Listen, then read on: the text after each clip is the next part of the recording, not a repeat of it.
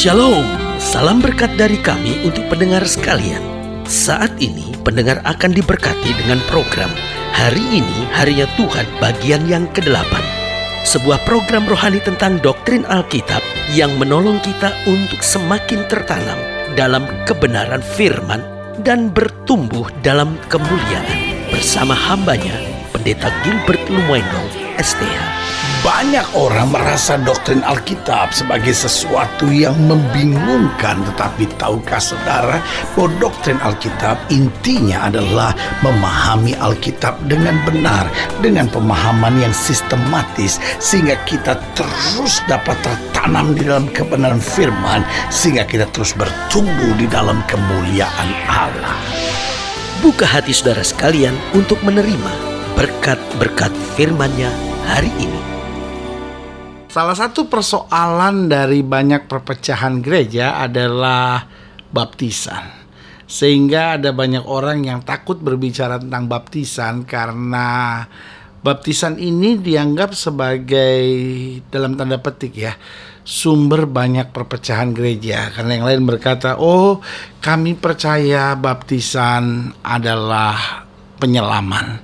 Sebagian berkata kami percaya baptisan adalah pemercikan. Sebagian berkata bahwa baptisan buat kami adalah di bawah bendera.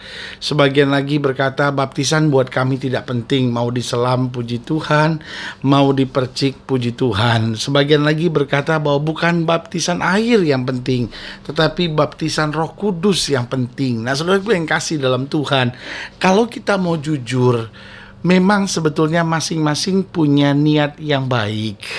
Masing-masing punya dasar yang menurut mereka itu alkitabiah. Tetapi akhirnya kemudian timbul banyak pertanyaan. Kan bukan baptisannya yang menyelamatkan, kan Yesusnya yang menyelamatkan.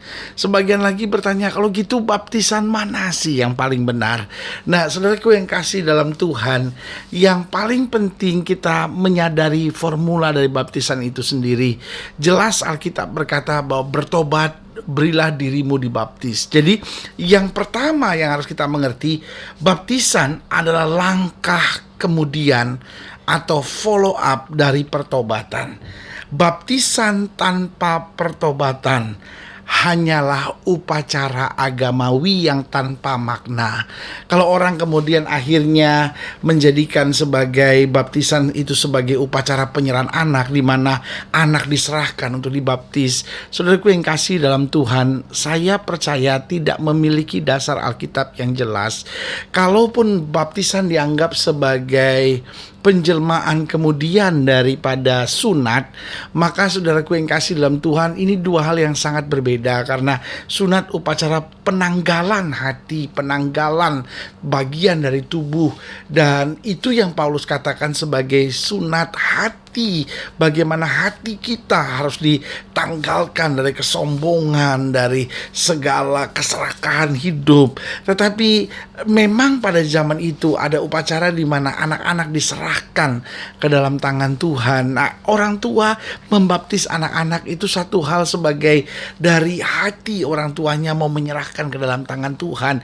Tetapi baptisan yang sebenarnya adalah baptisan yang selalu dimulai dari pertobatan. Setelah seorang itu bertobat, ngerti bahwa saya harus tinggalkan dosa, saya harus meninggalkan segala yang salah dalam hidup saya, maka saya bertobat menerima Yesus sebagai Tuhan dan Juru Selamat.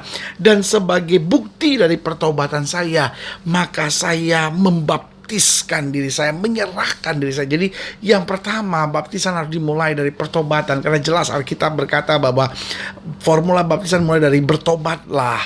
Lalu yang kedua, berilah dirimu. Jadi tidak ada orang yang bisa memaksa orang lain untuk dibaptis. Tidak ada orang yang bisa menyerahkan orang lain untuk dibaptis. Tapi kita yang harus menyerahkan diri. Bertobat, berilah dirimu, baru dibaptis. Dan jelas Alkitab berkata dibaptis itu dalam nama Bapa, Anak, dan Roh Kudus. Sementara istilah baptis itu jelas kalau kita mau sesuai dengan apa yang Alkitab katakan, maka baptis itu berarti kalau kita terjemahkan ke bahasa Indonesia, berarti diselamkan di dalam nama Yesus. Nah, saudaraku yang kasih dalam Tuhan, jelas diselamkan itu berarti di bawah air.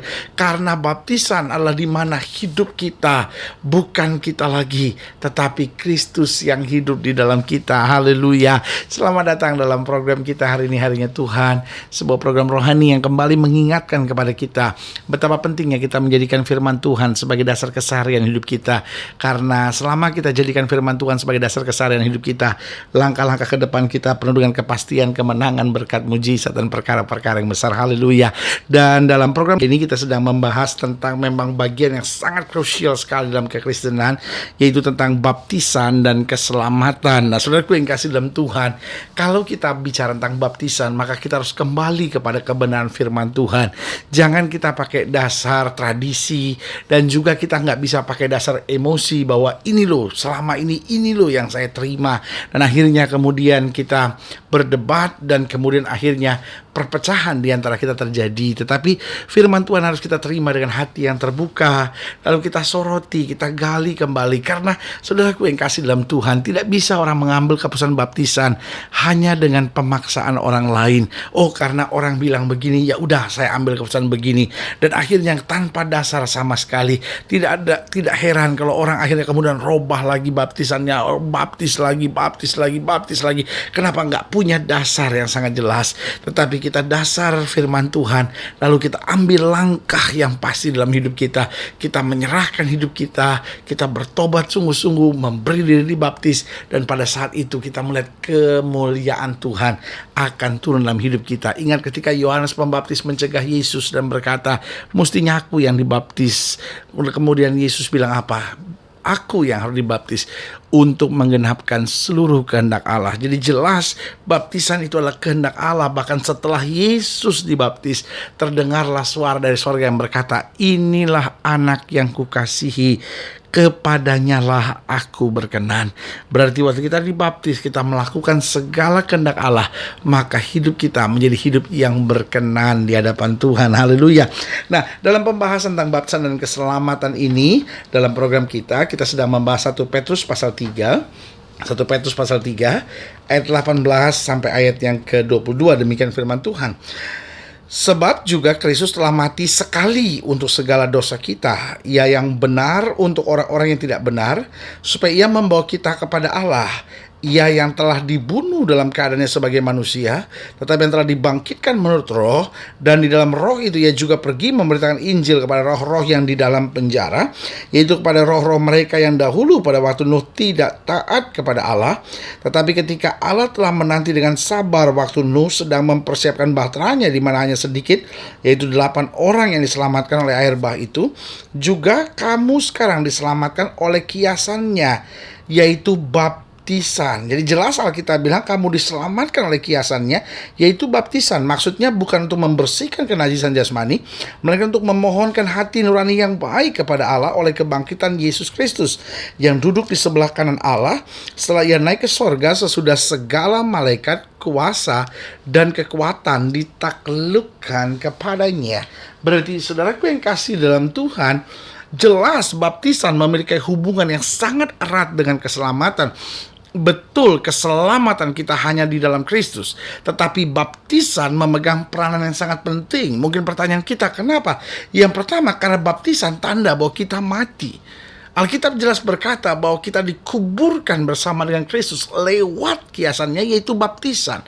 Nah, berarti saudaraku yang kasih dalam Tuhan, jelas baptisan tanda bahwa kita mati. Nah, saudaraku yang kasih dalam Tuhan, setelah seorang dibaptis, lalu masih tetap hidup dalam perjinahan, masih tetap hidup dalam dosa, itu namanya bukan baptisan. Itu hanya upacara biasa, saudara-saudara. Karena jelas bahwa seorang itu harus bertobat, sadar, menyerah menyerahkan dirinya untuk dibaptis, itu terbuka keselamatan baginya. Berarti jelas, saudaraku yang kasih dalam Tuhan, kita manusia lama kita mati di dalam Kristus. Jadi waktu kita keluar dari air baptisan, kita merupakan ciptaan baru, kita merupakan manusia baru, kita mengalami hidup baru bersama dengan Kristus. Jadi jelas baptisan merupakan tanda bahwa kita mati. Nah, saudaraku yang kasih dalam Tuhan, itulah sebabnya bahwa membaptiskan seorang anak itu mungkin adalah sebuah tindakan yang sangat baik. Tapi saudaraku yang kasih dalam Tuhan, ketika seorang dewasa, ketika seorang mengerti langkah-langkah keliru yang dia buat dalam hidupnya, maka jelas harus ada proklamasi bahwa saya mati bersama dengan Kristus, saya dikuburkan dan saya bangkit kembali dalam ciptaan yang baru. Jadi baptisan adalah tanda bahwa kita mati. Yang kedua, saya pelajari bahwa baptisan adalah proklamasi. Apa artinya proklamasi? Bertobat itu hanya kita yang tahu, karena itu dalam hati saya mau terima Yesus sebagai Tuhan dan Juru Selamat. Nah, tapi sebagai proklamasinya bahwa di hadapan orang saya menyerahkan hidup, saya mengakui Yesus sebagai Tuhan dan Juru Selamat. Di hadapan orang lain saya dikuburkan bersama dengan Kristus, saya bangkit. Namun bukan lagi saya yang bangkit, tapi Kristus yang hidup dalam saya. Jadi sebuah proklamasi kepada dunia ini loh, saya mengambil keputusan untuk hidup di dalam Kristus. Nah, itu berarti setiap kali kita mau masuk kembali kepada manusia lama kita, setiap kali kembali kita mau hidup dalam dosa kita, kita diingatkan, saya kan sudah berproklamasi bahwa saya ciptaan baru, masa saya mau kembali ke manusia lama saya. Nah, itu sebabnya baptisan yang pertama merupakan tanda kita mati.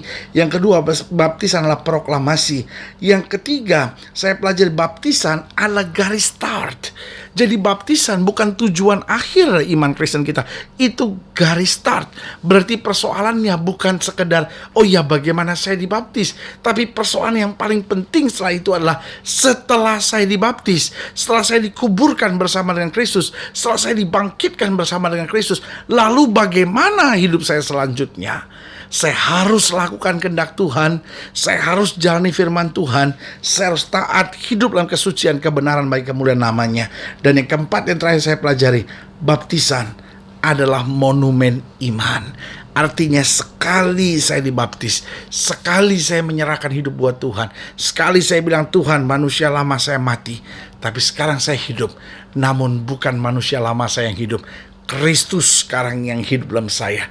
Berarti saya harus berjalan kembali dekat dengan Tuhan, berkemenangan di dalam Kristus. Haleluya. Saudara gue yang kasih dalam Tuhan, jika sedang dilayani lebih jauh, hubungi kami melalui telepon, hubungi kami melalui surat, kunjungi website kami, karena kami ada untuk membawa Bapak Ibu Saudara senantiasa lebih dekat pada Tuhan dan mengalami kasih kuasa mujizat yang luar biasa. Haleluya. Secara khusus melalui program ini juga saya mau berdoa untuk setiap saudara yang sakit, setiap saudara yang berbeban berat, karena saya percaya bahwa bagi Allah tidak ada perkara yang mustahil.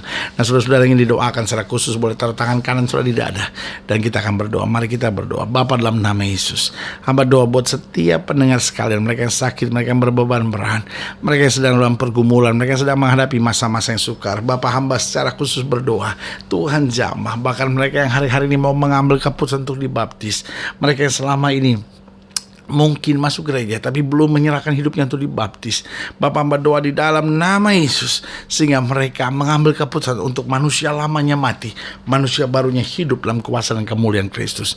Di dalam nama Yesus kami berdoa. Haleluya. Amin. Saudara gue yang kasih dalam Tuhan, kita sudah berdoa. Ingat, Allah tidak pernah lalai menepati janjinya. Inilah saatnya buat kita untuk bangkit bersemangat, bersuka cita dalam menghadapi segala perkara. Karena kita tahu Yesus tidak pernah gagal, selalu yang terbaik Dia berikan buat anak-anaknya. Doa saya menyertai saudara. Sampai berjumpa pada program berikut, dan jangan lupa jadikan hari ini harinya Tuhan. Haleluya.